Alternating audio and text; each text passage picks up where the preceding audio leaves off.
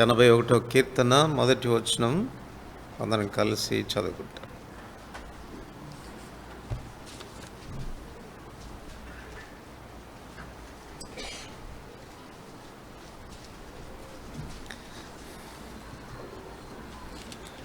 ఎనభై ఒకటో కీర్తన మొదటి వచనం అందరం కలిసి చదువుకుంటాం. మనకు బలమై ఉన్న దేవునికి ఆనందగానం చేయుడి, యాకోబు దేవుని బట్టి ఉత్సాహధ్వని చేయుడి. నిర్గమాకాండం 15వ అధ్యాయం. నిర్గమాకాండం 15వ అధ్యాయం, 16వ అధ్యాయం.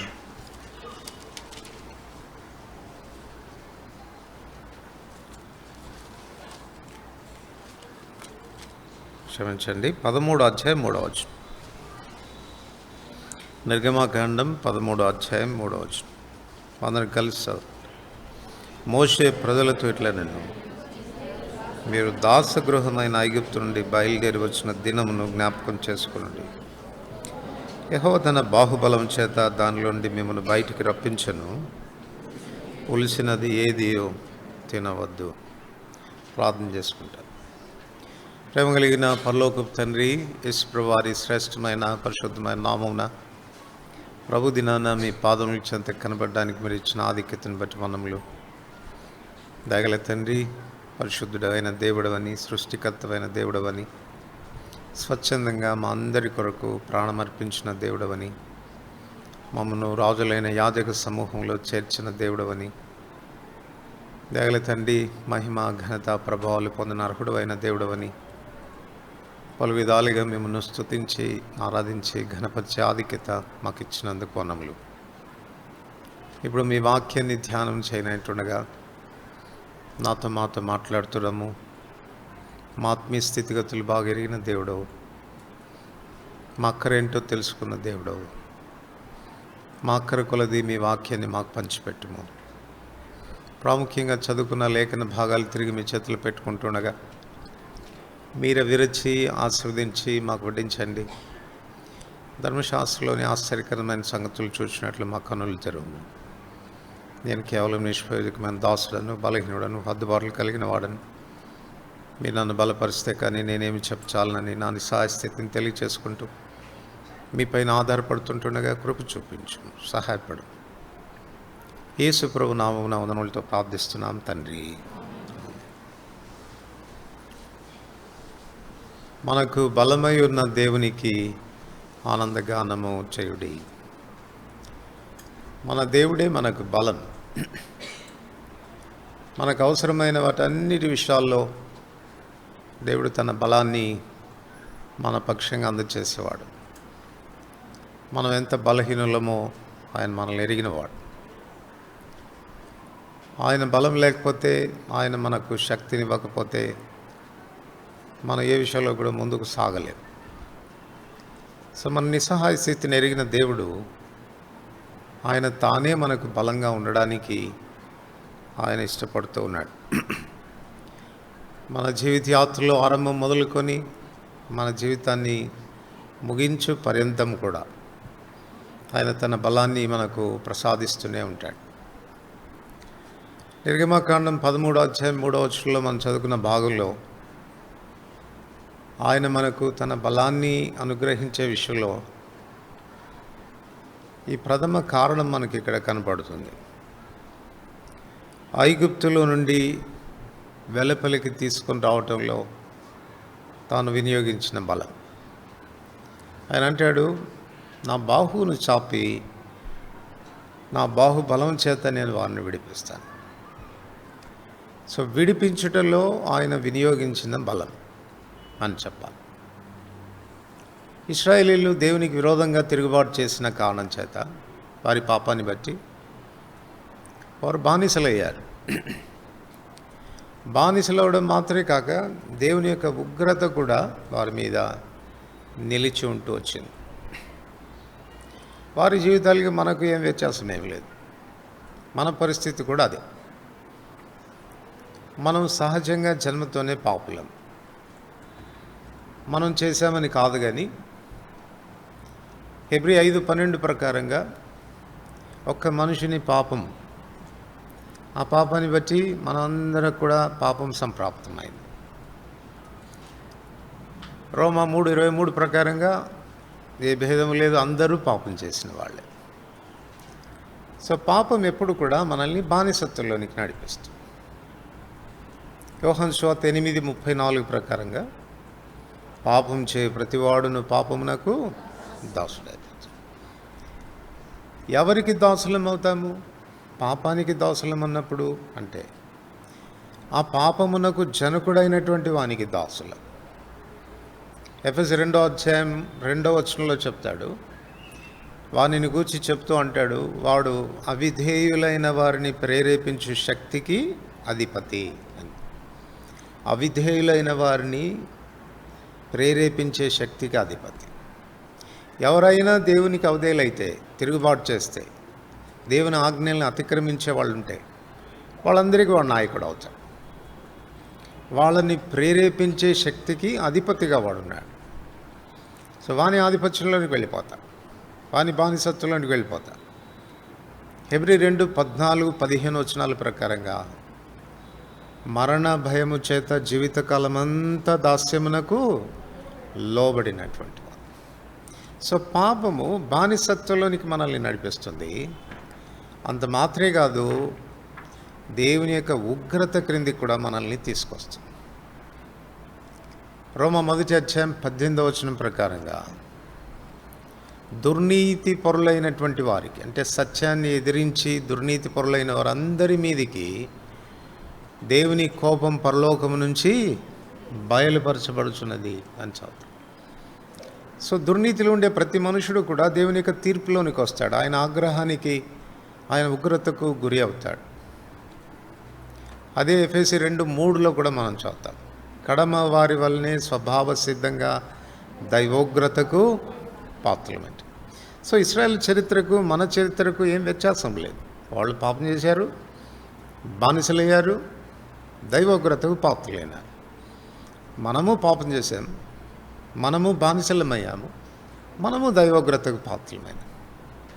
వారిని విడిపించే విషయంలో ఎలాగైతే ఆయన తన బాహుబలాన్ని వినియోగించాల్సి వచ్చిందో, అలాగే మనల్ని విడిపించే విషయంలో కూడా ఆయన తన బాహువును చాపాల్సి వచ్చింది. తన బాహుబలం చేత వారిని విమోచించాడు. వాస్తవం చెప్పాలంటే ఐగుప్తు మీదికి దేవుడు ఆయన తీర్పులు తీసుకొచ్చినప్పుడు, 10 తెగుళ్ళు తీసుకొచ్చినప్పుడు, ఆ 10 తెగుళ్ళలో ఇశ్రాయేలీయులు కూడా నశించి ఉండాల్సింది. ఆ 10 తెగుళ్ళలో చివరి తెగులు మరణం. ఆ మరణం అనేది ఐగుప్తీయులందరి మీద ఉంటూ వచ్చింది. రాజకుటుంబం మొదలుకొని బానిస కుటుంబం వరకు కూడా ఎవరికి మినహాయింపు లేకుండా ప్రతి ఒక్కరూ దాని బారిన పడ్డారు. కానీ ఇశ్రాయేలీయులు ఎందుకు విమోచించబడ్డారు? ఇశ్రాయేలీయులు ఎందుకు తప్పించుకోగలిగినారు అంటే, ఇశ్రాయేలీయుల మీదికి కూడా మరణం వచ్చింది, కానీ ఆ మరణం గొర్రెపిల్ల తీసుకుంది. గొర్రెపిల్ల చనిపోయింది. ఇశ్రాయేలుకు ప్రతినిధిగా అది వధించబడింది. దాని రక్త ప్రభావమే ఇశ్రాయేలీయులను ఐగుప్తులో నుంచి బయటపడేటట్టుగా చేసింది. అలాగనే మనకు జరిగింది. యోహాను 1:29 యోహాను అంటాడు, ఇదిగో లోక పాపమును మోసుకొని పోవు దేవుని గొర్రెపిల్ల. ఈ ఉదయకాలం మీరు ఆరాధనలో కూడా విన్నట్టుగా ఆయన వధించబడిన గొర్రెపిల్ల. ఆ మరణం నీది నాది, ఆ శిక్ష నీది నాది, ఆ దేవుని తీర్పు నీది నాది, ఆ దైవోగ్రత నీది నాది. కానీ ఆ గొర్రెపిల్ల మన ఉగ్రతను తీసుకోవటం ద్వారా, మనకు బదులుగా చనిపోవటం ద్వారా మనం శిక్ష తప్పించుకున్నాం, మనకు విడుదల వచ్చింది. ఈ విషయంలో ఆయన తన బాహుబలాన్ని మన విషయంలో చూపించాడు. ఐగుప్తులో తన తీర్పు ద్వారా తన బలాన్ని ప్రదర్శిస్తూ వచ్చినటువంటి దేవుని గురించి ఐగుప్తు యొక్క శకునగాండ్రు చెప్పిన మాట ఏంటి? వాళ్ళు మొదట్లో వాళ్ళు కూడా చేయడానికి ప్రయత్నించారు. కర్రను పాముగా చేశారు, నీళ్లను రక్తంగా కూడా మార్చగలిగారు. వీళ్ళు కప్పలు చేస్తే వారు కూడా కప్పలు తీసుకురాగలిగారు. 4వది పేల దగ్గరికి వచ్చేసరికి చేతులు ఎత్తేశారు. వాళ్ళన్న మాట ఏంటి? ఇది దైవశక్తి అన్నారు. క్రింద ఫుట్నోట్లో ఏం రాయబడుతుందంటే దేవుని వ్రేలు అని. అంటే వాళ్ళు ఇప్పుడు దాకా చేస్తూ వచ్చిన అద్భుతాలన్నీ దేవుడు ఒక వేలుతో చేసేసాడంట. ఆయన శక్తిని ప్రదర్శిస్తూ వచ్చినాడు. కానీ వీటన్నిటికంటే గొప్పదైన విషయం ఏంటంటే మనల్ని విడిపించే విషయానికి వస్తే బాహునే వాడాల్సి వచ్చింది. ఒకసారి ఆలోచించండి. మిగిలిన అద్భుతాలని దేంతో చేశాడు? ఒక వేలుతో చేసేసాడు. కానీ ఇశ్రాయేలు ప్రజల్ని విడిపించే విషయానికి వస్తే తన బాహువునే చాపాల్సి వచ్చింది. అంటే ఎంత ఎక్కువైన శక్తిని తాను వినియోగించాడు అనేది దాన్ని బట్టి మనం అర్థం చేసుకోవచ్చు. అందుకే ఎఫెసీ 1:20 పౌలు రాస్తుంటాడు, చదవండి, ఆయన బలాతిశయము చేత. ఆ మాట గమనించండి. ఆయన అతిశయించడానికి ఉన్నటువంటి బలం మామూలు బలం కాదు.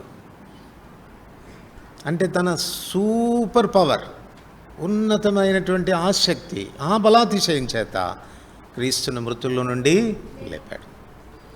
మరణ బలము గలవాన్ని ఓడించడానికి, మృతుల్లో నుండి తాను తిరిగి లేవడానికి ఈ బలం అనేది వినియోగించబడింది. అదే ఆయన బాహుబలం. సో అంతటి గొప్ప బలాన్ని వినియోగించి ప్రభు మనల్ని కూడా విమోచించాడు. మనల్ని విమోచించటంలో ఆయన చూపిన బలం అసమానమైనది అని చెప్పవచ్చు. కనుక ఈ బాహుబలం చేత నేను విమోచించబడ్డాను, నా ప్రభు నన్ను విడిపించాడు అన్నది మన సాక్ష్యమై ఉండాలి. ఎవరి సాక్ష్యమై ఉండాలి? ఆయనే నా బలం అని చెప్పుకునే వారి సాక్ష్యమై ఉండాలి. కీర్తన 81:1 మనకు బలమైన దేవుడు, నాకు బలమైన దేవుడు అని ఒకవేళ నువ్వు చెప్పుకుంటే ఆ బలమైన దేవుడు మొదటిగా నీ జీవితంలో ఈ కార్యం చేసిన వాడే ఉండాలి. మరణ భయం చేత జీవిత కాలమంతా దాస్యానికి లోబడి విడిపించేవాడు ఎవడు లేకపోగా, విడిపించేవాడు లేడు, విడిపించగలిగిన వాడు ఉన్నాడన్న నిరీక్షణే లేని దినాన ఆ ప్రభు మన పక్షంగా కార్యం చేశాడు. తన బాహువును చాపాడు, తన బలాన్ని ప్రదర్శించాడు, మనల్ని విడిపించాడు. ఇది మన అనుభవమా? ఒకవేళ అలాంటిది నీ అనుభవం అయితే, అలా ఎందుకు అంతగా నీ కొరకు ఆయన తన బలాన్ని వినియోగించాడు? నిన్ను విడిపించే విషయంలో ఎందుకు ఆయన తన బాహును చాపాడు అని మనం ఆలోచన చేస్తే, మనం చదువుకున్న భాగంలో ఒక 4 కారణాలు మనకు కనపడుతుంది. నిర్గమకాండం 13వ అధ్యాయం మొదటిగా 3వ వచనం. నిర్గమ 13:3వ వచనం. మోషే ప్రజలతో ఇట్లనెను, మీరు దాస్య గృహమైన ఐగుప్తు నుండి బయలుదేరి వచ్చిన దినమును జ్ఞాపకం చేసుకోండి.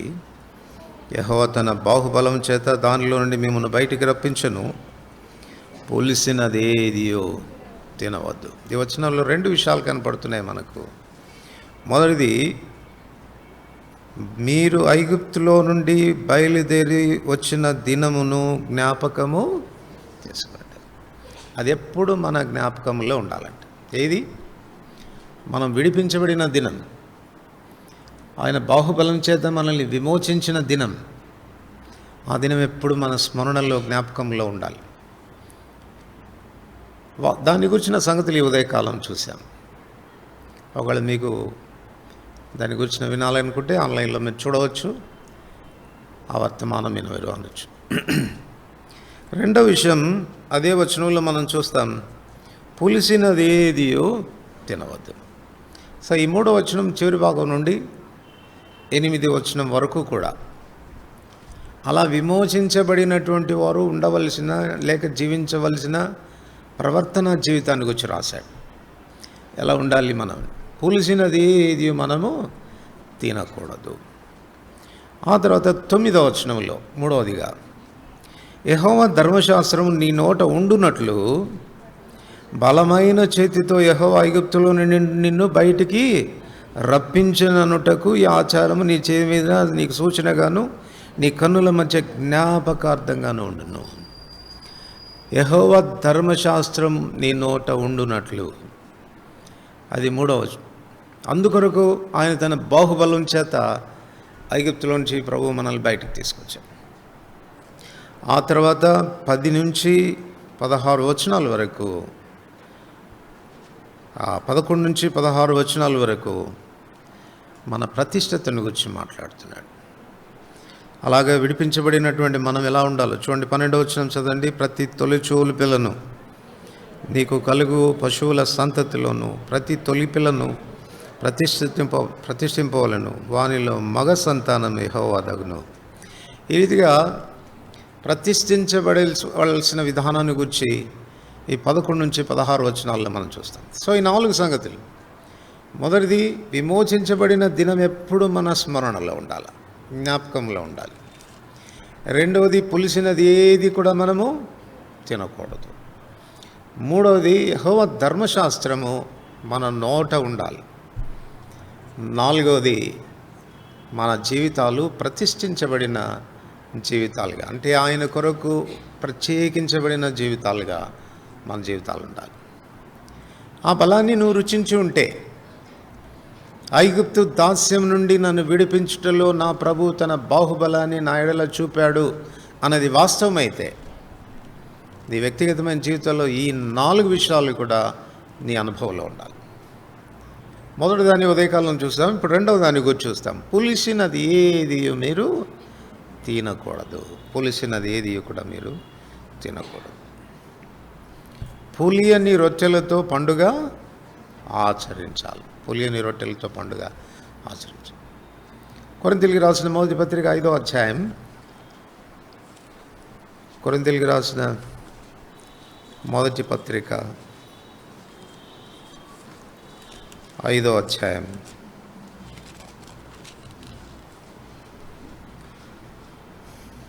7వ వచనం అందరికి తెలుస్తుంది.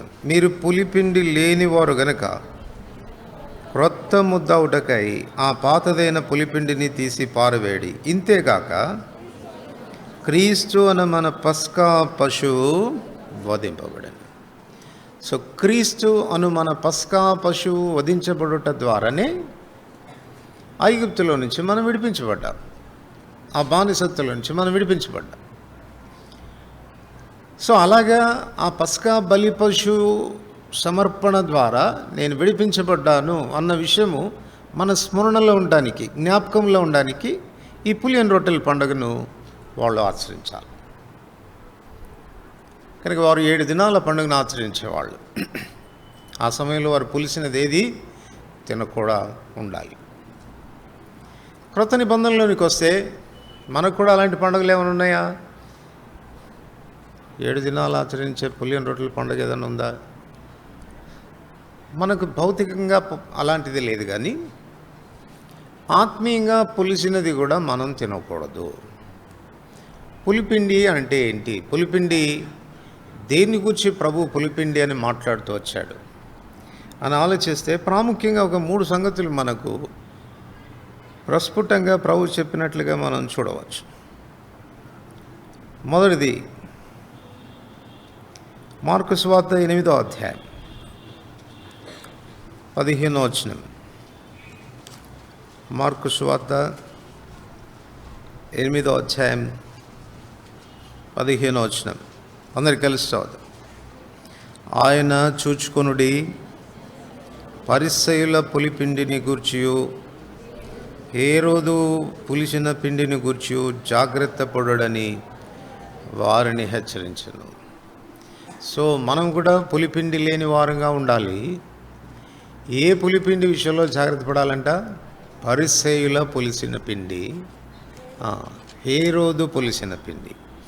మార్కు సువార్త 6వ అధ్యాయం, మార్కు సువార్త 6వ అధ్యాయం, క్షమించండి 16వ అధ్యాయం, క్షమించండి మత్తయి సువార్త 16వ అధ్యాయం. మత్తయి సువార్త కొంచెం సైట్ ప్రాబ్లం వచ్చింది, అది మత్తయి సువార్త 16వ అధ్యాయం 6వ వచనం. అప్పుడు యేసు చూచుకొనుడి, పరిసయ్యులు సద్దూకయ్యులు అని వారి పులిసిన పిండిని గురించి జాగ్రత్త పడని వారితో చెప్పారు. ఇక్కడ మరొకరిని యాడ్ చేశాడు. ఎవరు? సద్దూకాయలు. కనుక 3 రకాలైన పులిపిండి మనకు కనపడుతుంది. మొదటిది పరిసయ్యులు, హేరోదీయులు, సద్దూకాయలు. సో వీరి వలె మనం ఉండకూడదు, వీరు పులిపిండి లాంటి వారు అనేది ప్రభు యొక్క ఉద్దేశం. సో మొట్టమొదటి పులిసిన పిండి పరిసయ్యులను గురించి మాట్లాడుతుంది. పరిసయ్యులు ఎవరు, వాళ్ళు ఎలా ఉంటారు అన్నదానికి బైబిల్ గ్రంథంలో చాలా చాలా సంగతులు ఉన్నాయి. కానీ కొన్ని సంగతులు మాత్రం నేను చెప్తాను. వాళ్ళలాగే మనం ఉండకూడదు, వాళ్ళలో కనపడుతున్నది మనలో కనపడకూడదు. కనుక ఇప్పుడు వారిని గురించి మనం చదువుతున్నప్పుడు చదువుతూనే స్వయం విమర్శ చేసుకోవాలి. అది నాలో ఉందా, అటువంటి గుణలక్షణం నాలో ఉందా అనేది మనం పరిశీలించుకోవాలి. ఏ కొంచెం ఉన్నా కూడా, ఇప్పుడు చూడండి, కొన్ని పాయింట్లు చెప్తాము, ఒక 5 చెప్తాము, 6 చెప్తాము, 7 చెప్తాము. 6 నీలో ఉండవు, కానీ ఒకటే ఉంటుంది. పర్వాలేదా? పులిసిన పిండి కొంచెమైనను మళ్ళీ మొత్తం పాడైపోద్ది, లైఫ్ అంతా పాడైపోద్ది. కనుక ఏ చిన్నది, ఏ కొంచెం కూడా మనలో ఉంచుకోవటానికి వెళ్ళలేదు. అది పులిసిన పిండి అని తెలిసినప్పుడు దాన్ని తీసి పారవేయాల్సిందే. చూడండి, కొన్ని విషయాలు మనం చూడవచ్చు. పరిసయ్యుల యొక్క పులిసిన పిండిని గురించి రాస్తూ వాళ్ళలో కనపడేటువంటి మొదటి లక్షణం ఏంటంటే, లూకా సువార్త 18వ అధ్యాయం 9-10 వచనాలు. లూకా సువార్త 18వ అధ్యాయం 9-10 వచనాలు కలిసి చదువుతాం. అందరు కలిసి. తామే నీతిమంతులని తాము నమ్ముకొని ఇతరులను తృణీకరించి కొందరితో ఆయనకి ఉపమానం చెప్పింది. ప్రార్థన చేయడానికి 2 మనుషులు దేవాలయానికి వెళ్ళిరి. వారిలో ఒకడు పరిసయ్యుడు, ఒకడు సుంకరి. తామే నీతిమంతులు అని నమ్ముకొని ఇతరులను తృణీకరించే వాళ్ళలో ఈ ఇద్దరిలో ఎవరండి? పరిసయ్యుడా, సుంకరా? పరిసయ్యుడు.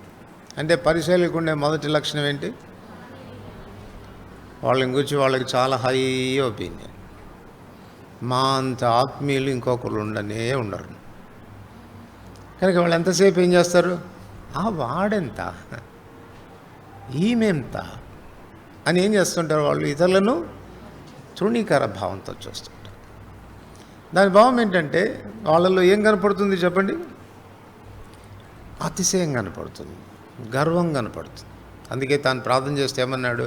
ప్రభా, నేను వారానికి 2 మార్లు ఉపవాసం ఉంటున్నాను, నేను జీలకర్రలో సోపులో 10వ భాగం ఇస్తూ ఉన్నాను, నేను వీళ్ళలాగా వాళ్ళలాగా లేనందుకు నీకు వందనాలు, కనీసం ఈ సుంకరి వలెనైనా ఉండనందుకు నీ కృతజ్ఞతాస్తుతులు చెల్లిస్తాను. వాళ్ళు వ్యవహారాల్లో నీతిమంతులను కనపరుచుకోవటం మాత్రమే కాదు, అంటే ఇతరులతో వ్యవహరించే వ్యవహారాల్లో వారి ప్రార్థనలో కూడా గర్వం కనపడుతుంది.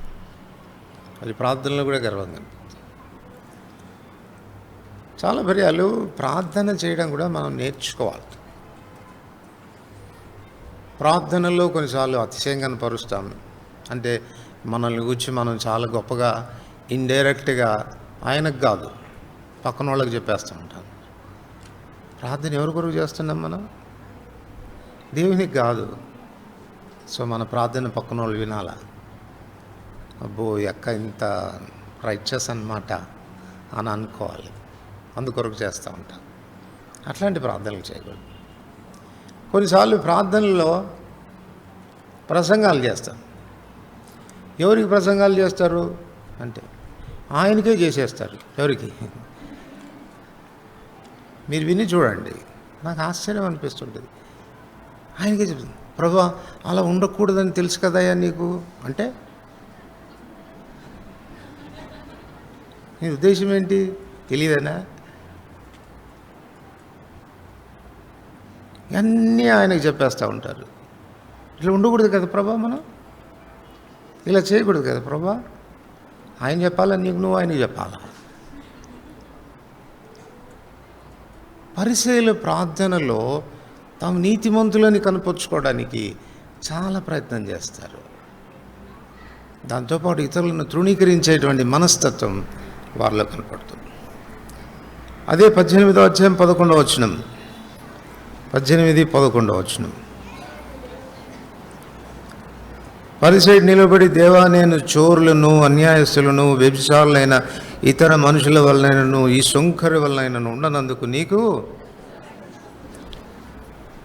సో వీళ్ళలో కనపడే రెండవ లక్షణం ఏంటంటే దే ఆర్ జడ్జిమెంటల్.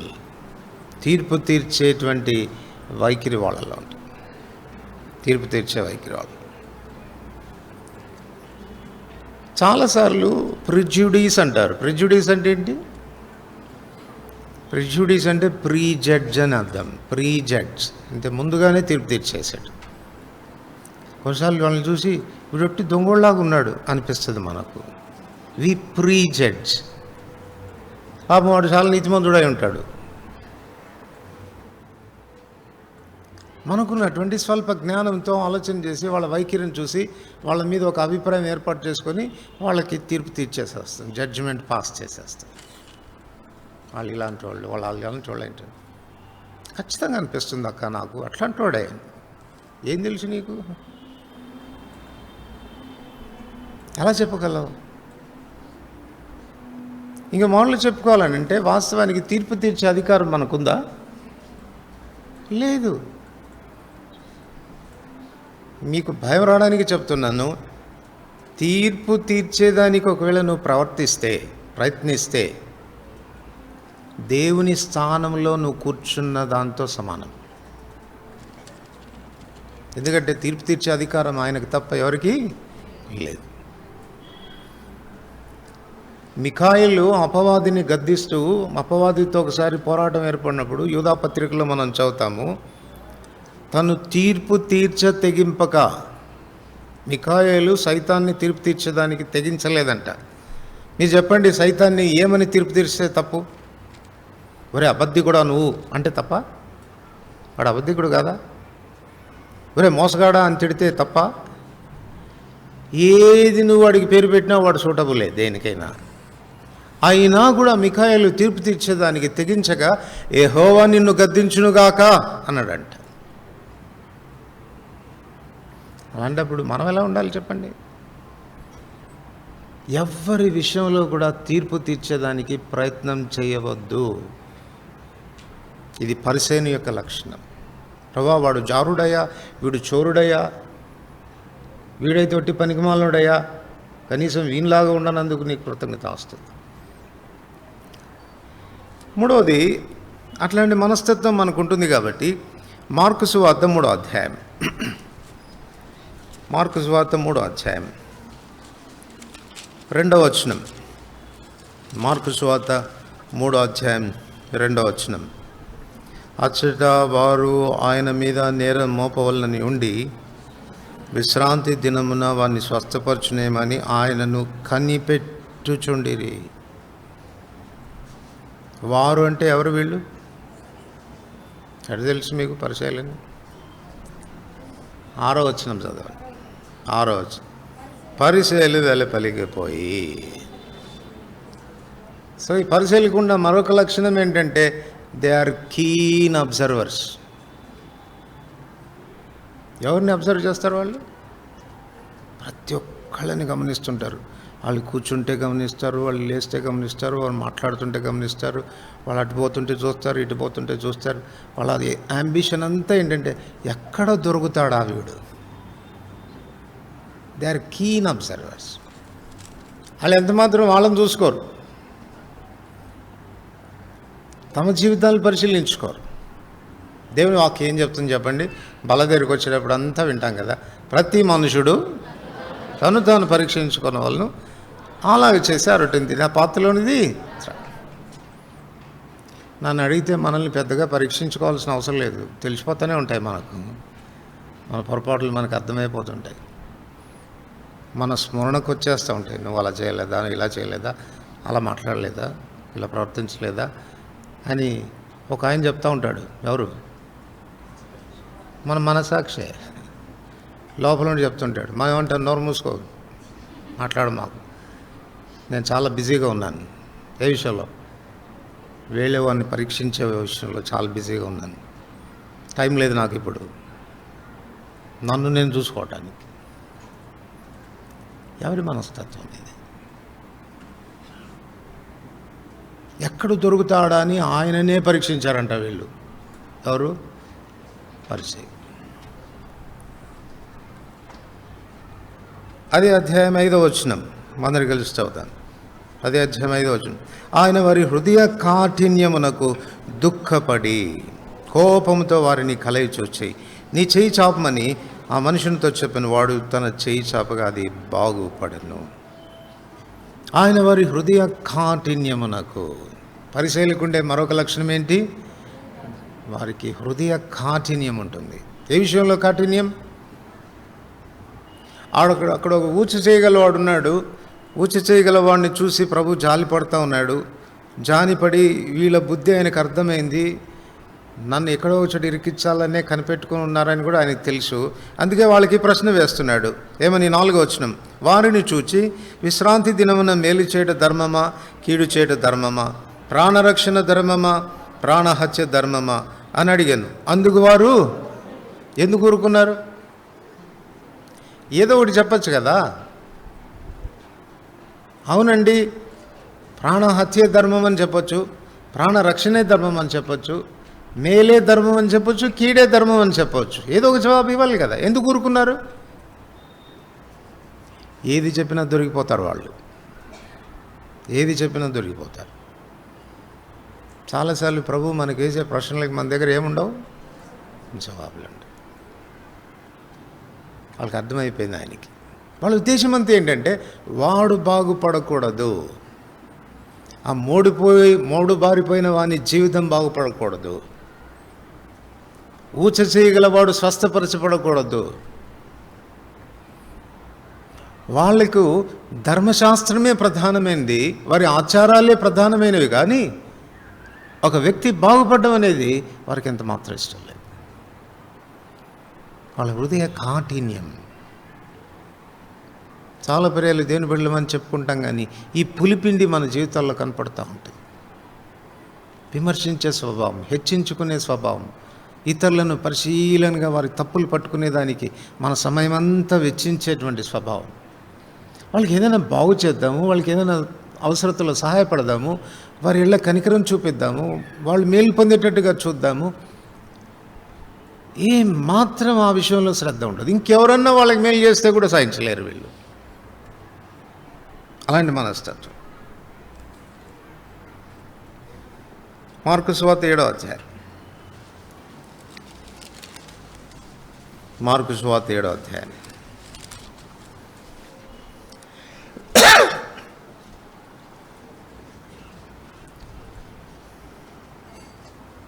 మొదటి వచనం. యెరూషలేము నుండి వచ్చిన పరిసయ్యులను శాస్త్రులు కొందరు ఆయన యొద్దకు కూడి వచ్చి ఆయన శిష్యుల్లో కొందరు అపవిత్రమైన చేతులతో అనగా కడగని చేతులతో భోజనము చేయుట చూచిరి.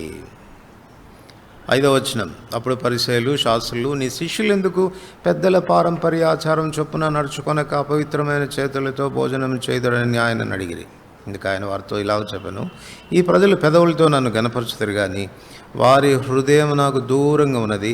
వారు మానవులు కల్పించిన పద్ధతులు దేవోపదేశములను బోధించు నన్ను వ్యర్థంగా ఆరాధించుదురు అని వ్రాయబడినట్టు వేషధారులైన మిమ్మును గూర్చి యెషయా ప్రవచించినది.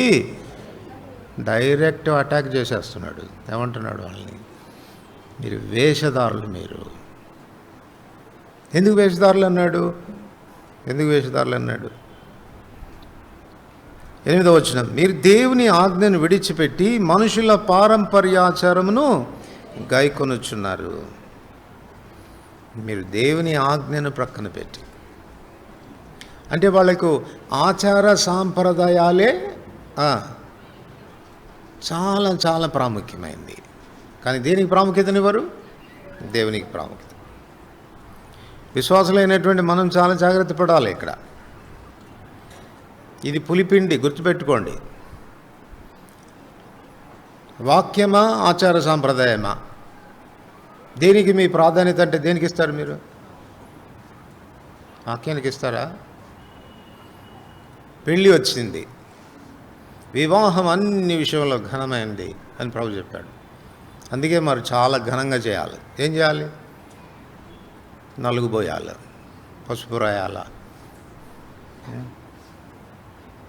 ఆ నెత్తి మీద ఏవో జల్లాల. మామూలు ఘనంగా చేయాలి కదండి. ఘనంగా చేయాలంటే చాలా ఆచారాలు సాంప్రదాయాలు ఉన్నాయి. క్రైస్తవులు కూడా మానుకోరు ఇట్లాంటివి. ఎక్కడ దొరికిపోతారంటే వాళ్ళ ఇళ్ళకి వెళ్ళినప్పుడు మీ రిసెప్షన్ ఫోటోలు చూపించండి అంటే అనుకోకుండా తెచ్చి పెడుతుంటారు మా చేతిలో. ఏమైంది ఒక్కొక్కటి తిప్పుతుంటే అన్నీ అయ్యాయి. వాళ్ళు వచ్చి పూసి, వీళ్ళు వచ్చి పూసి, వాళ్ళు ఏదో పోసి, వీళ్ళు ఏదో పోసి, ఇవే కనపడతా ఉంటాయి. అరే విశ్వాసులు కదా, ఇలా చేయొచ్చా? ఇలాంటి ఆచారాలు చేయొచ్చా? They do it.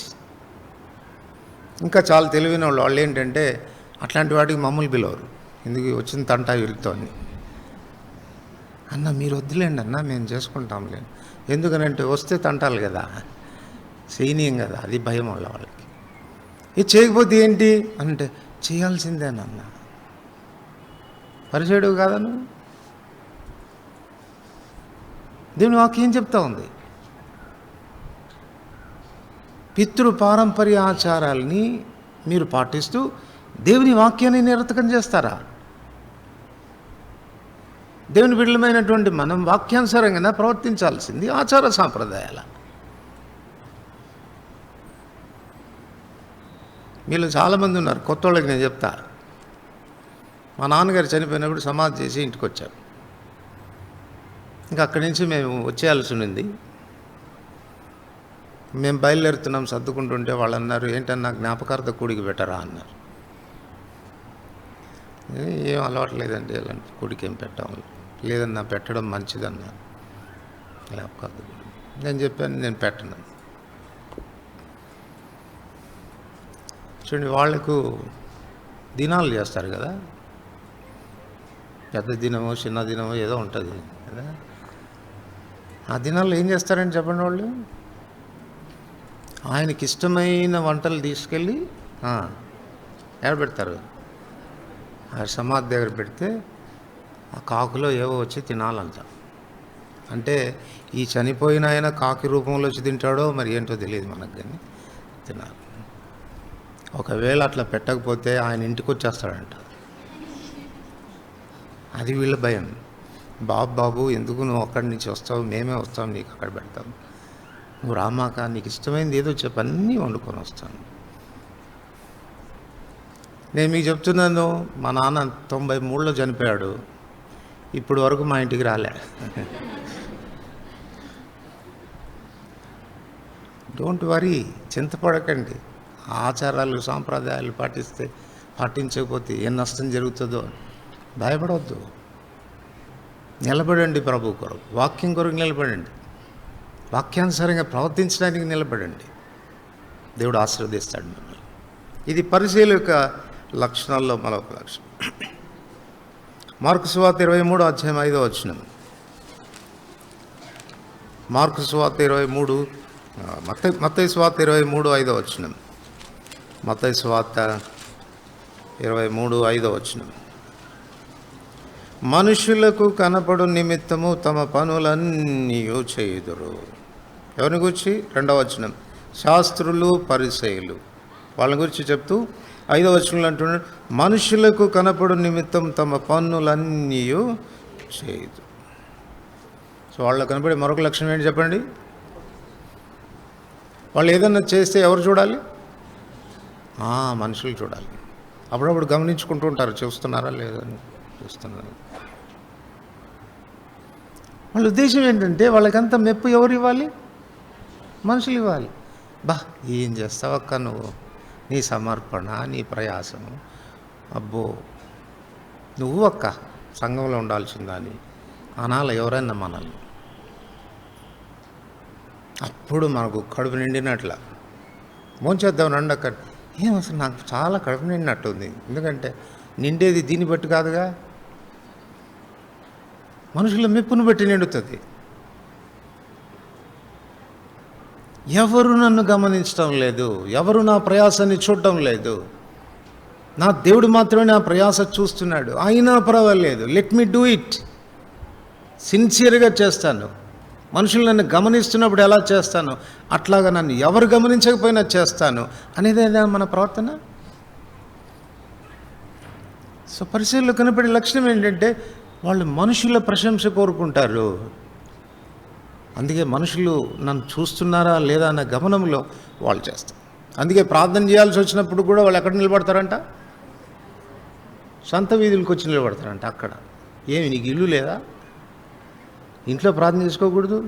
వాడి ఉద్దేశం ఏంటంటే చూసావా ఎంత ప్రార్థన చేస్తున్నాను నేను అని చూపించుకోవడం. కనపరుచుకునేటువంటి మనస్తత్వం పరిశీలి. అదే అధ్యాయంలో క్రిందికి వస్తే 6-7 వచనాలు. విందులలో అగ్రస్థానములు, సమాజ మందిరములో అగ్రపీఠములు, సంత వీధుల్లో వందనములు, మనుషుల చేత బోధకులని పిలువబడ్డ కోరుదురు. వాళ్ళకంతా హై పొజిషన్ కావాలా, అగ్రపీఠాల మీద కూర్చోబెట్టాలా, చూసే ప్రతివాడు దండం పెట్టాలా. వీళ్ళు బెటరు, వాడు పెడతాడా లేదో చూస్తూ ఉంటారు. నేను చాలాసార్లు ఏం చెప్తానంటే వాళ్ళు దండం పెట్టకపోతే ముందే మనమే వాళ్ళకి పెట్టామనుకో, వాళ్ళు నెక్స్ట్ టైం జాగ్రత్త పడతారు. నేను అందుకే యవనస్తులకు కూడా ముందే నేనే చెప్తుంటా ప్రైజలాడని. అంకుల్ ప్రైజలాడు అంకుల్. నెక్స్ట్ టైం కనబడినప్పుడు వాళ్ళు నాకంటే ముందు చెప్తుంటారు. అంటే వాళ్ళు చెప్పాలనేది నా ఉద్దేశం కాదు, కానీ మన సొమ్మేం పోయింది మనం చెప్తే.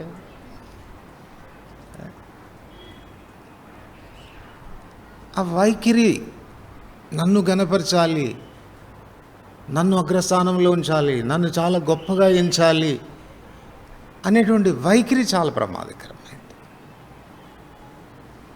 ఏ అనుమానం లేదు, పిల్లలు పెద్దల్ని గౌరవించాల్సిందే. గౌరవించకపోతే ఏం చేస్తాం? మనం గౌరవిద్దాం, వాళ్ళని నేర్పిద్దాం వాళ్ళకి. యేసు ప్రభు ఎవరి మీద నన్ను పెత్తనాలు చేశాడండి? ఆయన పెత్తనాలు చేయొచ్చా చేయకూడదా? He is the head of the body. సంఘమును, శరీరానికి ఆయనే శిరస్సు. ఆయన రాజులకు రాజు, ప్రభులకు ప్రభు. అధికారాలు కానీ, ప్రభుత్వాలు కానీ, సింహాసనాలు కానీ ఏదైనా ఎక్కడున్నాయంట? ఆయన పాదాల క్రింద ఉన్నాయి. ఆయన ఆజ్ఞాపించేదానికి ఆయనకు అధికారం ఉంది. మీరు చదవండి యేసుప్రభు వారి యొక్క చరిత్రలో ఎప్పుడు కూడా ఆయన ఆజ్ఞాపించినట్టుగా కనపడ్డాడు. మరి ఏం చేసేవాడు? చేసి చూపించేవాడు. Follow me. నన్ను మీరు బోధకుడు అంటారు కదా, నన్ను మీరు గురువు అంటారు కదా, నేనేం చేశానో చూడండి. ఏం చేశాను? శిష్యుల పాదాలు కడిగాను. Follow me. మనం ఎవరికైనా ఏదైనా నేర్పించాలి అని అనుకున్నప్పుడు లెట్ us డూ ఇట్. మనం చేద్దాం. Be an example. ఒక మాదిరిగా ఉండు. నేను చాలాసార్లు చెప్తూ ఉంటాను, చేపలు చుట్టండి అంటే ఎవరు చుట్టరు? వీళ్ళు అటు ఇటు తిరుగుతూ ఉంటారు. వాళ్ళు చుడతారు, వీడు తిరుగుతారు. నేను కావాలని ఏం చేస్తానంటే నేనే మొదటి చేప చూడడానికి, అప్పుడు పరిగెత్తి వస్తారు 10 మంది. అంకుల్ నేను చుడతాం. ముందే రాకూడదు? నా సొమ్మేం పోయింది ఒక చేప చుడితే? నాకు ఇప్పటికీ ఇష్టం దేవుని మందిరం ఊడవాలన్నా ఇష్టం, పని చేయాలన్నా ఇష్టం, ఏది చేయాలన్నా ఇష్టం, ఎంత కష్టం చేయాలన్నా ఇష్టం. మాదిరిగా ఉండుట ద్వారా వారికి మనం నేర్పిస్తాం. కానీ శాస్త్రులు పరిచయాలు ఆరితిగా చేయరంట. వాళ్ళ నెత్తి మీద బరువులు పెడతారు కానీ ఏం చేయరంట? ఒక్క పుల్ల కూడా తీసి అవతల పెట్టారు. పెత్తనం చేసేవారుగా కాక దాసులుగా ఉండాలి, పని చేసేవారంగా ఉండాలి.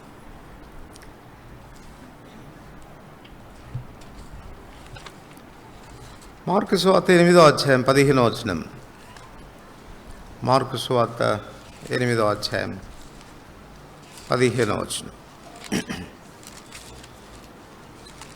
ఒకసారి చదువుతాం. 8:15. ఆయనను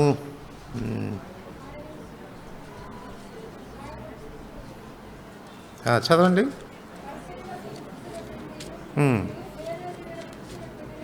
రెండవది ఎవరు? హేరోదీయులు. ఈ హేరోదిలో పులిసిన పిండి అంటే ఏంటి? చూడండి, మార్కు సువార్త 6వ అధ్యాయం. మార్కు సువార్త 6వ అధ్యాయం 20వ వచనం. మార్కు సువార్త 6వ అధ్యాయం 19, 20వ వచనం. అందరు కలిసి. హేరోదియ అతని మీద పగబట్టి అతని చంపగోరని కానీ ఆమె చేత కాకపోయాను. ఎందుకనగా యోహాను నీతిమంతుడును పరిశుద్ధుడునగు మనుషుడని హేరోదు ఎరిగి అతనికి భయపడి అతన్ని కాపాడుచోచను. మరి అతని మాటలు విన్నప్పుడు ఏమి చేయను తోచకపోయినను సంతోషంతో. ఈ మాట చదివినప్పుడు మొట్టమొదటిగా నాకు చాలా ఆశ్చర్యం అనిపించింది. అంటే ఇట్లాంటి గుంపు కూడా ఉంటారా అనిపించింది. ఎట్లాంటి గుంపు? యోహాను చెప్తుంటే చాలా హ్యాపీగా వినేవాడంట, కానీ ఏం చేయాలో తోచేది కాదంట. ఇక్కడ కూడా కొంతమంది ఉంటారు, తలకాయ ఊపుతూ ఉంటారు, ఆనందంగా ప్రసంగం వింటూ ఉంటారు, చెప్తూ ఉంటే చాలా ఎంజాయ్ చేస్తూ ఉంటారు, కానీ ఏం చేయాలో తోచదు. అంటే అర్థం ఏంటి? ఎందుకు వాక్యం చెప్తామండి? వాక్యం ఎందుకు చెప్తాం? కాలక్షేపానికా? కబుర్లు చెప్పుకోవడానికా? దేని కొరకు? వాక్య ప్రకారంగా ప్రవర్తించడానికి. ఏ రోజు దేవుని వాక్యం చాలా సంతోషంగా వింటాడంట, కానీ ఏం చేయాలో తోచినప్పుడు ఇంకేం చేస్తాడు చెప్పండి? ఆ వాక్యానికి రెస్పాన్స్ ఉండదు, ప్రతిస్పందన ఉండదు, కానీ హీ ఎంజాయ్స్, ఆనందిస్తాడు. హేరోదులో చాలా మంచి గుణలక్షణాలు ఉన్నాయి. యోహాను నీతిమంతుడును పరిశుద్ధుడునగు మనుషుడని హేరోదు ఎరిగి, అంటే డిసర్న్మెంట్ ఉన్నవాడు, విచక్షణ జ్ఞానం ఉంది. బాప్తిస్మిచ్చి యోహాన్ అంటే ఎవరో అన్నటువంటి విషయంలో సరిగా అసెస్ చేశాడు. నేను ఇంతకుముందు చెప్పాను కదా, మనకు ప్రిజుడ్యూస్ ఉంటాయి. కాని వాళ్ళని సరైన వాళ్ళు అనుకుంటాం, సరైన వాళ్ళని కాని వాళ్ళు అనుకుంటాం. తప్పుగా మనం వాళ్ళని జడ్జ్ చేస్తుంటాం. కానీ హేరోదు చాలా డిసర్న్మెంట్ కలిగిన వాడు. యోహాను జీవితాన్ని గమనించి ఈ మనుషుడు చాలా నీతిమంతుడు, చాలా పరిశుద్ధుడు అని డిజర్న్ చేసినవాడు. రెండవది, అతనికి భయపడడం అంటే గౌరవపూర్వకమైన భయం. He honoured him. సరైన డిజర్న్మెంట్ ఉంది. దైవజనులు అనంటే చాలా భయభక్తులు ఉన్నాయి, భయపడుతున్నాడు. ఆ తర్వాత అతన్ని కాపాడి, తాను అసలు చంపబడే పరిస్థితులు చాలా వచ్చినాయి. తనకి విరోధంగా ఉన్నటువంటి వారు చాలామంది ఉన్నారు.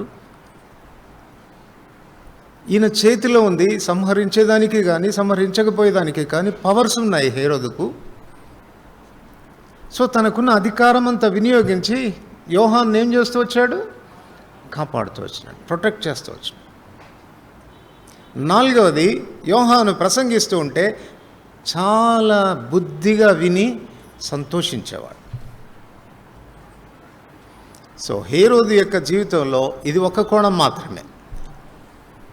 రెండో కోణం ఏంటో చూడండి, 21వ వచనం.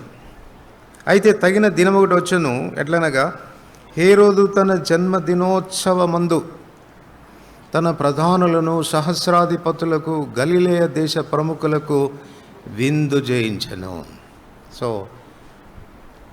Other side of the coin. Birthday party చేస్తున్నాడు, మామూలుగా కాదు, చాలా గొప్పగా విందు చేశాడు. చాలామందిని సెలబ్రిటీస్ని పిలిచాడు. ఇప్పుడు 22వ వచనం. అప్పుడు హేరోది కుమార్తె లోపలికి వచ్చి నాట్యమాడి. మామూలు పార్టీ కాదు. ఏ పార్టీ? పబ్బు పార్టీయా?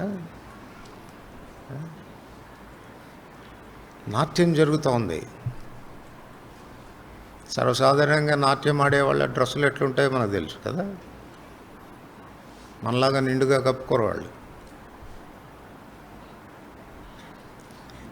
నాట్యమాడి హేరోదును అతనితో కూడా పంక్తిని కూర్చుండిన వారిని సంతోషపరిచెను. He enjoyed both.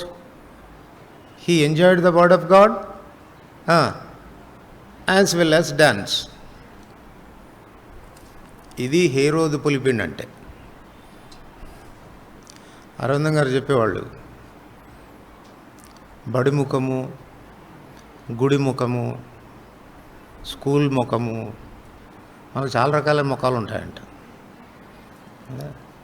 గుడికి వచ్చామనుకో చాలా భక్తిగా పెడతాం ముఖాన్ని, అసలు ఏమి తెలియనట్టు అమాయకంగా, నిజంగా ఎంత భక్తుడు అనుకునేటట్టు ఫేస్ పెడతాం. అదే స్కూల్కి వెళ్ళామంటే అక్కడ వేరే ఉంటుంది ముఖం, అక్కడ మారిపోతుంది. హేరోదియ పులిపిండి అంటే ఇది డబుల్ లైఫ్, ద్వంద్వ జీవితం. ఒకవైపు భక్తే, ఒకవైపు దైవజనులు అంటే భయమే. వాళ్ళని చాలా గౌరవిస్తారు, వాళ్ళకి ఇవ్వాల్సిన మర్యాద వాళ్ళకి ఇస్తారు, వాళ్ళు కూర్చోపెట్టి దేవుని వాక్యం చెప్తే చాలా శ్రద్ధగా వింటారు. ఇక్కడ వాళ్ళ ప్రవర్తన చూస్తే, వాళ్ళ వైఖరి చూస్తే ఇక భక్తులు దైవజనులు మోసపోవాల్సిందే.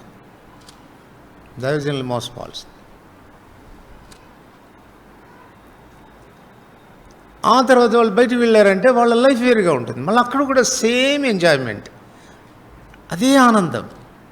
ఎట్లా నువ్వు ద్విమనస్కత్వంతో ఉండగలవు? ఇక్కడ ఆనందించి అక్కడ ఎట్లా ఆనందించగలవు? ఇక్కడ ఒకవేళ నువ్వు ఆనందిస్తే అక్కడ ఆనందించడానికి లేదే, ఒకవేళ అక్కడ నువ్వు ఆనందిస్తే ఇక్కడ ఆనందించడానికి లేదే. కానీ వీళ్ళు ఎంత తెలివైన వాళ్ళు అంటే దే బ్యాలెన్స్ ఇట్. నటనలో ఏమని చెప్పచ్చు వీళ్ళని? విశిష్టులు కదా. గుర్తుపెట్టుకో, అది పులిపిండి అని గుర్తుపెట్టుకో. యాకోబు రాస్తూ అంటాడు, 1వ అధ్యాయం 7వ వచనంలో,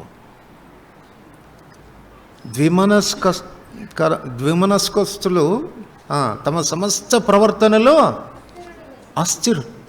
అస్థిరులుగా ఉంటారంట.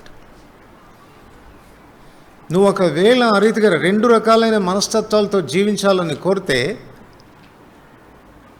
ఇన్ ఆల్ యువర్ కెరియర్, నీకున్న ప్రతి పరిస్థితుల్లో కూడా యు విల్ బి అన్స్టేబుల్, స్థిరుడుగా ఉండలేవు. ఎవరిని మోసగించుతాం? మనల్ని మనమే మోసగించుకుంటాం. దేనిలో నువ్వు సెటిల్ కాలేవు. అందుకే కదా 2 పడవల మధ్యలో మీద కాలు పెడితే నీ ప్రయాణం కొనసాగదు. కొంతమంది దేవుని ఇంటికి చాలా క్రమంగా వస్తారు కానీ రక్షణ పొందరు. వాక్యం చాలా సంతోషంగా వింటారు కానీ ప్రభుని అంగీకరించరు. వాళ్ళకి ఏంటంటే ఎక్కడొచ్చిన తంట మళ్ళీ ఈయన అంగీకరిస్తే మళ్ళీ బయటికి పోయి ఎంజాయ్ చేయలేము కదా. మొదటి రాజుల గ్రంథం 18వ అధ్యాయం 21వ వచనంలో ఏలియా చేసిన సవాల్ అదే కదా. ఎన్నాళ్ల మట్టుకు మీరు 2 తలంపుల మధ్య తడబడుతూ ఉంటారు. యెహోవా దేవుడైతే ఆయన్ని సేవించండి, బయలు దేవుడైతే ఆయన్నే సేవించండి. ఎందుకు తడబడుతూ ఉంటారు? ఎందుకు 2 మనస్తత్వాల మధ్యలో ఉంటారు? ఒకవైపుకు రా. పరిస్థితులకు అనుకూలంగా పోవడం కాదు. నిర్గమకాండం 32వ అధ్యాయంలో వాళ్ళు చేసిన పని అదే. ఆయన రక్షించినప్పుడు, ఎర్ర సముద్రాన్ని పాయలుగా చేసినప్పుడు, వారిని అరణ్య మార్గంలో వారికి ఆహారం పెట్టినప్పుడు, వాళ్ళు కావాలన్నప్పుడు దాహానికి నీళ్ళు ఇచ్చినప్పుడు, కావాలంటే మాంసం పెడుతున్నప్పుడు యెహోవాయే దేవుడు అని కేకలేశారు. ఎప్పుడైతే మోషే కొండ ఎక్కి 40 దినాలు రాలేదో, ఆ మోషే అనువాడు ఏమైనా మాకు తెలీదు, మాకు విగ్రహం చేయి, వెళ్ళిపోతాం, మేము మా దారిని మేము పోతాం. పరిస్థితులు అనుకూలంగా ఉన్నప్పుడు దేవుడు, పరిస్థితులు ప్రతికూలంగా అయిపోయేసరికి మరొక దాన్ని. మోషే దిగి వచ్చిన తర్వాత తాను చెప్పిన మాట ఏంటి చెప్పండి? యెహోవా పక్షంగా ఉన్నవారులారా మీ నాయకుడికి రండి. సో స్టాండ్ విత్ హిమ్, ఆయనతో నిలిచి ఉండు, ఆయన కొరకే జీవించు. ఎంత క్రైమ్ చెల్లించాల్సి వచ్చినా ప్రభుపక్షంగా నిలబడాలి. ప్రభుపక్షంగా నిలబడడానికి సులభమైన విషయం కాదు. వెంటనే మోషే ఇచ్చిన ఆజ్ఞ, 2వ ఆజ్ఞ ఏంటి చెప్పండి? మీలో ప్రతివాడు మీ కత్తి తీసుకోండి. ఎవరిని చంపాలా? మీ సహోదరుని చంపండి, మీ అన్నని చంపండి, మీ అక్కని చంపండి, మీ తల్లిదండ్రులను చంపండి. అంటే దాని అర్థం ఏంటి? నిన్ను ఎవరైతే దేవునితో ఉండే విషయంలో నిన్ను ప్రేరేపించకుండా ఆయన నుంచి దూరం చేసే వ్యక్తులు ఎవరైనా వాళ్ళ మీద ఏమేయాలి? కత్తి. కనుక హేరోదీయుల యొక్క పులిపిండి ఏంటంటే ద్విమనస్కత్వము. రెండింటినీ ఎంజాయ్ చేయడం, రెండింటినీ అనుభవించడం. ఆత్మీయంగా ఉన్నట్టుగా ఉంటారు, శరీరంతో టచ్లను ఉంటారు. గలతీ 5:16 ఏమని చెప్పబడిందండి? ఆత్మ శరీరానికి, శరీరం ఆత్మకు విరోధంగా అపేక్షిస్తాయి. అవి కలుసుకోవు. నువ్వు కలవడానికి ప్రయత్నం చేస్తే ఎట్లా చెప్పు? కొన్ని కలుసుకో కదా ఎప్పుడు. ఏవి కలుసుకో? ఉత్తర ధ్రువం, దక్షిణ ధ్రువం కలుసుకో. మనం కలుగుదామా? You can do it. నీ వల్ల కాదది. సజాతి ధ్రువాలు వికర్షిస్తాయి, విజాతి ధ్రువాలు ఆకర్షించుకుంటాయి. సో సజాతి ధ్రువాలు కలపాలనుకుంటే నీ చేత కాదు, అవి వికర్షిస్తాయి. అవి కనుక కలుసుకొని వాటిని మనం కలపడానికి ప్రయత్నం చేయకూడదు. ఆత్మకు శరీరం, శరీరానికి ఆత్మ విరోధంగానే అపేక్షిస్తాయి. కానీ వాటిని రెండింటినీ కలిపి ఒక్క తాటి మీద నేను నడిపిస్తాను అని అనుకోవడం నీ బుద్ధిహీనత, అజ్ఞానం. అది don't try to do it.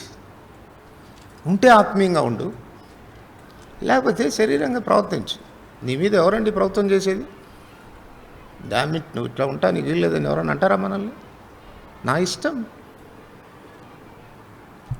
గలతీ 5:1 అదే రాస్తాడు. ఆయన స్వాతంత్రం మీకు అనుగ్రహించాడు, అట్లానే చెప్పి నేను మీ మీద బాస్గా ఉండానంటారు లేదు. మీరు ఈ స్వాతంత్రాన్ని పాడు చేసుకోవద్దు. మరలా దాస్యమును కాడి క్రిందికి చిక్కుకోవద్దు. It is up to you. స్వతంత్రులుగా ఉంటారా, దాసులుగా ఉంటారా, మీ ఇష్టం. స్వతంత్రులుగా చేసిన వాడిని నేనే. ఆ స్వాతంత్రం మీకు ఇవ్వడానికి క్రయాన్ని కట్టిన వాడిని నేనే. నా ప్రాణాన్నే త్యాగం చేసి మిమ్మల్ని స్వతంత్రులుగా చేశాను. అయినా కూడా నేను మీ మీద ప్రభుత్వం చేయదలుచుకోవట్లేదు. స్వచ్ఛందంగా, ఇష్టపూర్వకంగా, వాలంటీర్గా, ప్రభు ఇదిగో నీ పక్షంగా ఉంటాను అని అంటేనే అంగీకరిస్తాడు ఆయన. బలిమితో, ఫోర్స్తో ఆయన తన దారికి తెచ్చుకునేవాడు కాడు. కనుక ద్విమనస్కత్వంతో ఉండి నిన్ను నువ్వే మోసపుచ్చుకుంటావు. జాగ్రత్త పడాల్సినటువంటి అవసరం.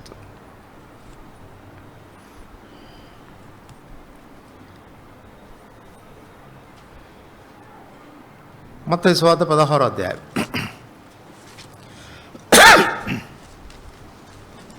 మత్తయి సువార్త 16వ అధ్యాయం 6వ వచనం.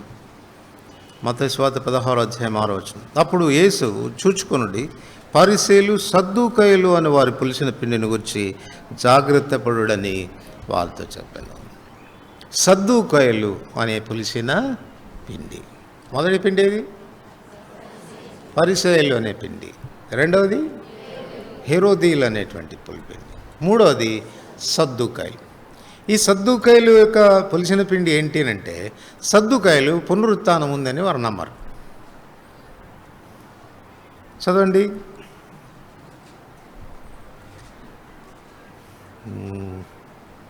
కొరింథీయులకు రాసిన మొదటి పత్రిక 15వ అధ్యాయం.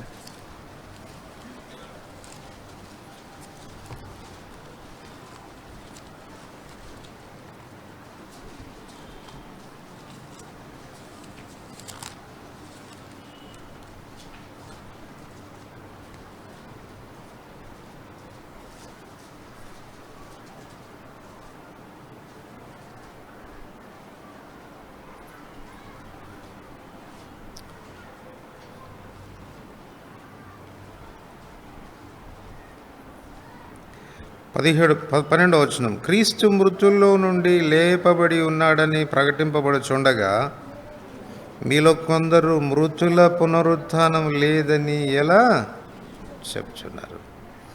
వీళ్ళు చెప్పేది ఏంటి? మృతుల పునరుత్థానము లేదండి. ఈ మృతుల పునరుత్థానం లేదని చెప్పేవాళ్ళే యేసుప్రభుని అడిగారు కదా ఒక సందర్భంలో, ఏమని? 7 సహోదరులు ఉన్నారు, ఒకడు పెళ్లి చేసుకొని చచ్చిపోయాడు, ఆయన భార్యని తమ్ముడు చేసుకున్నాడు, వాడు చచ్చిపోయాడు, అట్లా 7 అమ్మాయిని చేసుకొని 7 చచ్చిపోయారు. పునరుత్థానమందు అంటే వాళ్ళు ఇండైరెక్ట్గానే పునరుత్థానం ఉంటే ఈ అమ్మాయి ఎవరికి భార్య అవుతుంది అనేది వాళ్ళ ఉద్దేశం. So they don't believe in resurrection. పునరుత్థానం ముందు వాళ్ళు విశ్వాసం ఉంచారు. అంటే ఒక మాటలో చెప్పుకోవాలంటే దేవుని యొక్క అపరిమితమైన శక్తి మీద, ఆయన మహాత్యం మీద వాళ్ళకి నమ్మకం లేదు. చచ్చిపోతే బ్రతుకుతారా? It is highly impossible. అలా జరగడానికి లేదు.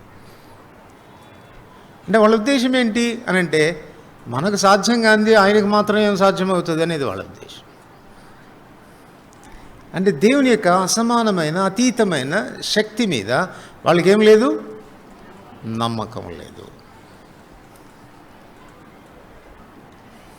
వాళ్ళు దైవ శక్తిని శంకిస్తారు. సంఖ్యాకాండం 13వ అధ్యాయం 33వ వచనంలో వాళ్ళు వేగి చూడటానికి వెళ్ళిన తర్వాత వాళ్ళు తిరిగి వచ్చి చెప్పిన మాట ఏంటి? వాళ్ళు చాలా ఉన్నత దేహులు, వారి దృష్టికి మా దృష్టికి మేము ఎట్లున్నాం? మిడతల్లాగున్నాం. వాళ్ళ దృష్టికి మా దృష్టి కాబట్టి మేము వారి మీదికి పోజాలము, మిడతల్లాగున్నాం. అసలు ఇప్పుడు దాకా వాళ్ళు విజయాలన్నీ సాధించింది ఎవరిని బట్టి? యుద్ధము యెహోవాది. దేవుడే వారి పక్షంగా ఉండి వారికి ముందుగా ఉండి యుద్ధాలు చేస్తూ వచ్చినాడు. ఇప్పుడు ఇండైరెక్ట్గా వాళ్ళు ఏం చేశారంటే, ప్రభా వారి దృష్టికి మేము మిడతలమే, నువ్వు కూడా మాలాంటి మిడతవే. They limited God. దేవుని వాళ్ళు చిన్న చేశారు, తక్కువగా చేశారు. ఆయన శక్తిని, ఆయన మహాత్యాన్ని తక్కువ చేశారు వాళ్ళు.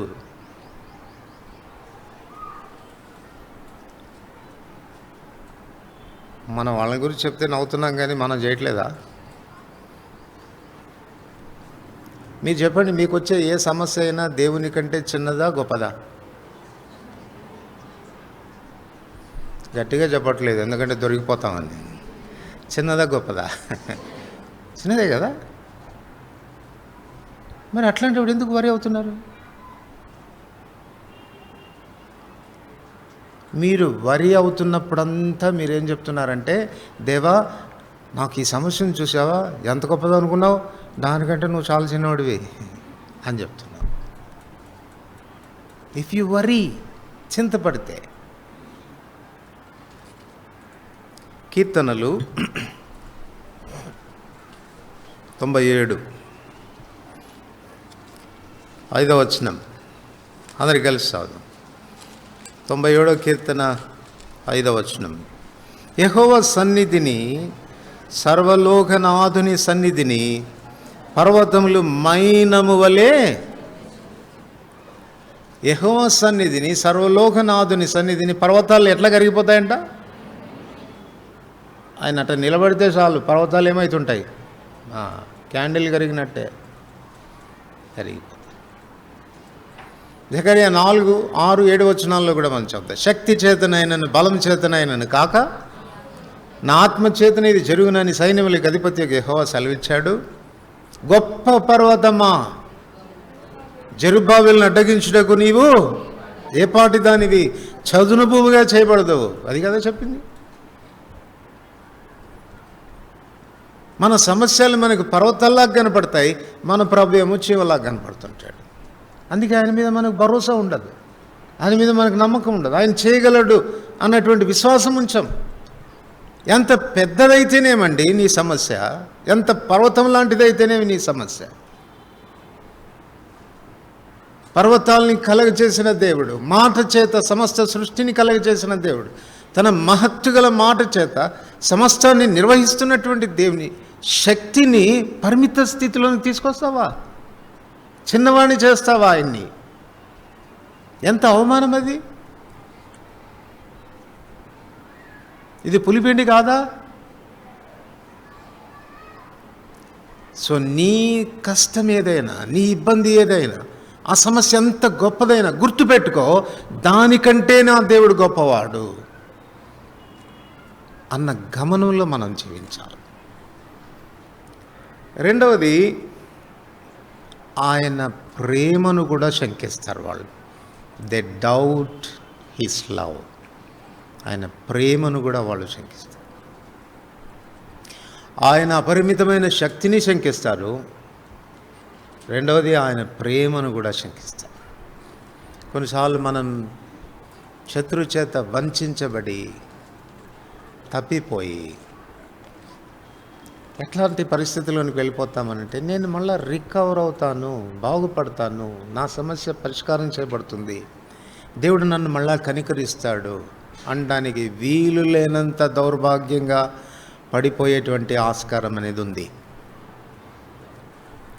కానీ ఎప్పుడు కూడాను దేవుని ప్రేమను శంకించవద్దు. దేవుడు కూడా మనల్ని ఎంతవరకు వదిలిపెడతాడు అని అంటే, ఓ పెద్ద లాంగ్ రోప్ కట్టేసి వదిలిపెడతాడు అంతే. ఎంత దూరం నువ్వు పడిపోగలవో, ఎంత దూరం జారిపోగలవో వదిలేస్తాడు, నీకు స్వేచ్ఛకు వదిలేస్తాడు. చివరికి ఇంకా అయిపోయింది, ఆ పాయింట్కి వెళ్ళిపోయావు, లాస్ట్ పాయింట్లో ఉన్నావు, ఇంకా పడతావు, ఒక అడుగు వేస్తే ఎక్కడ నరకంలో, అప్పుడు తాడుబట్టి లాగుతాడు. Don't lose your hope. ఆయన ప్రేమను శంకించవద్దు. వానికి బుద్ధి వచ్చినప్పుడు, ఎప్పుడు వచ్చింది వానికి బుద్ధి? ఆస్తిలో ఒక 25% అన్న మిగిలిందా? ఎప్పుడు వచ్చింది బుద్ధి? He lost everything. సమస్తాన్ని పోగొట్టుకున్నాడు. తినటానికి కూడా తిండి లేదు. ఎంత దయనీయమైన స్థితి అంటే, పందులు తినే పొట్టైనా తిని కడుపు నింపుకుందామని ఆశపడే అంత దయనీయ స్థితిలోనికి వచ్చేసి ఇప్పుడు తండ్రిని జ్ఞాపకం చేసుకుంటున్నాడు, తండ్రి ప్రేమను జ్ఞాపకం చేసుకుంటున్నాడు. నా తండ్రి ఇంటి అనేకమైన కూలివానికి సమృద్ధిగా ఆహారం దొరుకుతుంది, నేను అక్కడికి వెళ్తే నా తండ్రి నన్ను కనికరిస్తాడు. యోనా జీవితం తీసుకోండి. యోనా ఎక్కడికి వెళ్ళాడు? సముద్రపు అడుగు భాగంలోనికి వెళ్ళాడు. తను అంటాడు, నా తల చుట్టుకుంది, పర్వతం లేక పునాదులోనికి దిగిపోయాను, నేను మరలా పైకి వస్తాను అని అనిపించడం లేదు. బట్ స్టిల్ అయినా నేను ఆ దేవాలయం వైపు చూసినప్పుడు దేవుడు నన్ను కనికరించాడు, రక్షణ యెహోవా వల్లనే కలుగుతుంది అని నేను ప్రార్థించగానే ఆ మత్స్యం నన్ను బయటికి మీకు పడేసి. కూర్చున్న వాళ్ళలో ఒకవేళ అలాంటి పరిస్థితిలో ఉన్నావేమో, నిరీక్షణ పోగొట్టుకోవద్దు. Don't doubt his love. ఆయన ప్రేమను శంకించవద్దు. ఎటువంటి పరిస్థితిలో ఉన్నా, ఎంత దిగజారిపోయినా ఆ ప్రభు నిన్ను సమకూర్చడానికి ఆయన సిద్ధంగా ఉన్నాడు. కరుణించమని అడిగితే చాలు. Have faith in God. దేవుని యందు విశ్వాసం ఉంచు, ప్రభువా నన్ను కనికరించు, సమకూర్చు అని అడిగితే చాలు, ప్రభు నిన్ను కనికరిస్తాడు, ఆయన దరి చేర్చుకుంటాడు. మూడోది, వీళ్ళకున్నటువంటి ఆ విశ్వాసం ఆయన శక్తి మీద మాత్రమే కాదు, ఆయన ప్రేమ మీద మాత్రమే కాక ఆయన జ్ఞానం మీద కూడా వీళ్ళకి ఆ విశ్వాసం. ఆయన ఏమంటాడు చెప్పండి? కీర్తన 32:8, నీ మీద దృష్టి ఉంచి నీకు ఆలోచన చెప్పేదను, నీవు నడవలసిన మార్గాలన్నీ నేను నీకు చెప్తాను, నన్ను అడగయ్యా, ఎందుకు బుద్ధి లేని గుర్రంలాగా గాడిదలాగా ఎందుకుంటావు అన్నాడా లేదా? 9వ వచనంలో చెప్పాడు కదా, బుద్ధి జ్ఞానం లేని గుర్రములు కంచెర గాడిదలాగా ఉండకండి, నన్ను అడగండి నేను చెప్తాను. I will teach you. నేను మీకు ఉపదేశం చేస్తాను. I will give you what? The best కదా, శ్రేష్టమైన ప్రతివ్యూ, సంపూర్ణమైన ప్రతివరమును, వరసంబంధమై జ్యోతిర్మయుడు తండ్రి నుండి వస్తుంది. ఆయన యందు ఏ చంచలత్వమైన గమనాగమనం వల్ల కలుగు ఛాయనా లేదు. ఇప్పుడు మీరు చెప్పండి, మీకు ఏదైనా కావాలంటే ఆయన అడుగుతారా, మీరే తీసుకుంటారా? మీరు ఎక్కడికన్నా వెళ్ళాలంటే ఆయన అడిగిపోతారా, మీరే పోతూ ఉంటారా? I will teach you the ways అన్నాడు కదా, నువ్వు నడవలసిన మార్గాలు నేను నీకు తెలియచేస్తానన్నాడు కదా. ఎప్పుడన్నా అడుగుతున్నారా, ప్రభా ఎటు పోమంటావు, కుడికి పోమంటావా, ఎడమ పోమంటావా, ప్రభా ఏ సబ్జెక్ట్ తీసుకోమంటావు? నాకైతే ఐఏఎస్ చేయాలని ఉంది, కానీ నీ సంగతి ఏంటి చెప్పు, నువ్వేం చేయమంటావు? ఎందుకు ఆయన అడగమంటే, ఎందుకు వచ్చింది కూడా ఏమైనా టీచర్గా అమ్మంటాడేమో, లేనిపోను కూడా ఈయన అడిగింది. మన సొంత మార్గాల్లో మనం పోతే మంచిది. ఈయన ఏదో ఒకటి తక్కువదే ఇస్తాడు మనకు, కానీ ఆయనకు అనంత జ్ఞాని. నువ్వు దేనికి ఫిట్ అవుతావో ఆయనకు మాత్రమే తెలుసు. మనదేమో కష్టపడి దాని కొరకు ప్రయత్నం చేసి టభీ మనం మళ్ళీ ఆడికే వస్తాం, ఎక్కడికి? ఆయన నిర్ణయించిన కాటుకు వస్తాం. ప్రభా ఎవరిని చేసుకోమంటావు? నీ ఇష్టం ప్రభా, చెప్పు, చేసుకుంటాను అని ఆధారపడతావా? అమ్మో ఆయనకు అప్పగిస్తే నల్ల పిల్లను తీసుకొచ్చాడు, ఇదే దేవుని చిత్తం అంటాడు. ఎక్కడి నుంచి? ఆయన్ని నమ్మడానికే లేదు.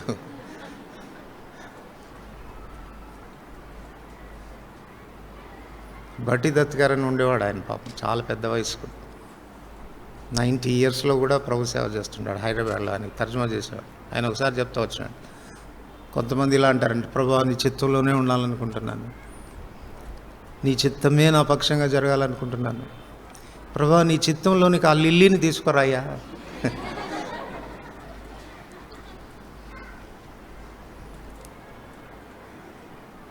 మన జ్ఞానం, మనం ఆలోచించేది, మన సెలెక్షన్, మనం ఎన్నుకోవడమే. ఎందుకంటే ఆయన జ్ఞానం మీద మనకు భరోసా లేదు. ఆయన మంచిది ఇస్తాడంటావా? కరెక్ట్ అయింది ఇస్తుందంటావా? అట్లయితే నువ్వెందుకు ఎన్నిక చేసుకుంటావు? ఎంతమంది అండి ఈ దినాల్లో ఎన్నిక చేసుకొని నానా తంటాలు పడుతుండేవాళ్ళు.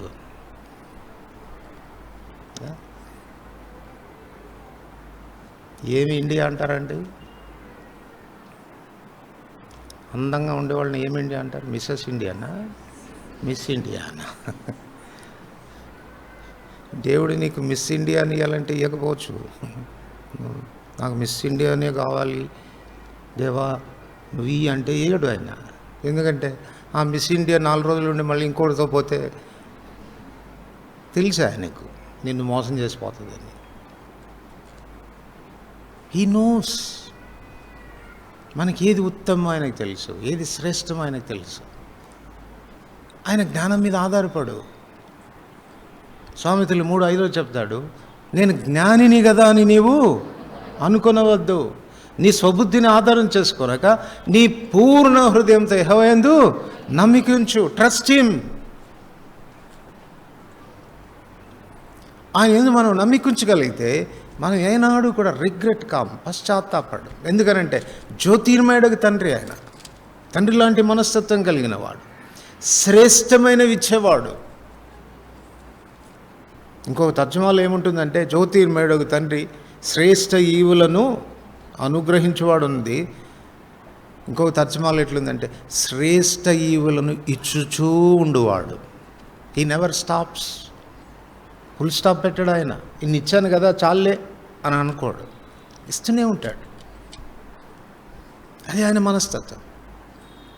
ఒక తండ్రి తన బిడ్డల జాలిపడినట్లుగా జాలిపడేవాడు. జ్యోతిర్మయుడుకు తండ్రి ఆయన. అందుకే ఆయన ఏమంటాడు చెప్పండి, మీరు ఎవడైనా తండ్రి అయిన వాడు మీ పిల్లవాడు చేపను అడిగితే ఆమెనిస్తాడా? రొట్టెని అడిగితే రాతినిస్తాడా? మీరు చెడ్డవారై ఉండియో మీ పిల్లలకు మంచి ఇవ్వలని ఎరిగి ఉండదు. మీ పరలోకపు తండ్రి తను అడుగు వారికి ఎంత శ్రేష్టమైనది ఇస్తాడు. Do you believe God? ఆయన ఎందుకు నమ్మికుంచగలుగుతున్నావా? ఆయన శక్తి మీద నీకు నమ్మకం ఉందా? ఆయన ప్రేమ మీద నీకు నమ్మకం ఉందా? ఆయన జ్ఞానం మీద నీకు నమ్మకం ఉందా? ఒకవేళ నువ్వు నమ్మిక ఉంచలేకపోతున్నావంటే నీలో పనిచేస్తున్న పులిపిండి, ఏ పులిపిండి? సద్దూకైల పులిపిండి. They don't believe.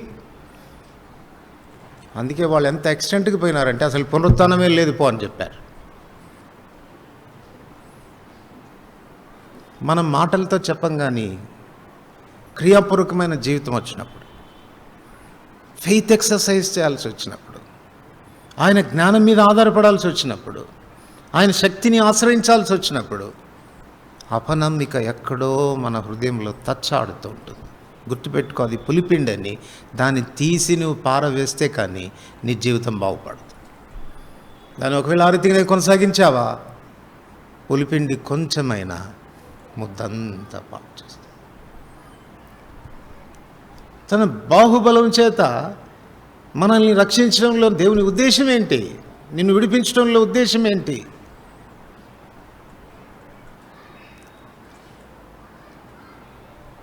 ఆయన నామస్మరణ చేస్తూ ఉండాలి. మన ఎడల ఆయన చేసిన త్యాగాన్ని ఎల్లప్పుడూ జ్ఞాపకం చేసుకుంటూ ఉండాలి. రెండవది, పులిపిండి లేకుండా మనం పులియని రొట్టెల పండుగ ఆచరించాలి. ఆ రీతిగా నీలో ఉన్నటువంటి పులిపిండి ఏంటో దేవుని వాక్య వెలుగులో మనకు తెలుసు, మనకు అర్థమవుతూనే ఉంటుంది కదా.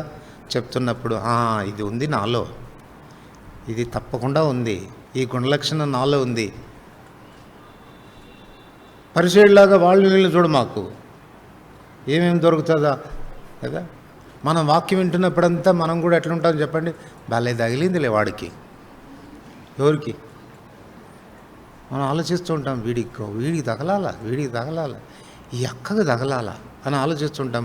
ఆ పాయింట్ కరెక్ట్ రాగానే ఒకసారి వాళ్ళ ముఖం చూసి బాలే తగిలిందిలే అనుకుంటాం. అదే నీలో ఉండే పులిపిండి, అది తీసేసుకో, జాగ్రత్త పడు. ప్రభు నిన్ను దీవిస్తాడు. ప్రార్థన చేసుకో.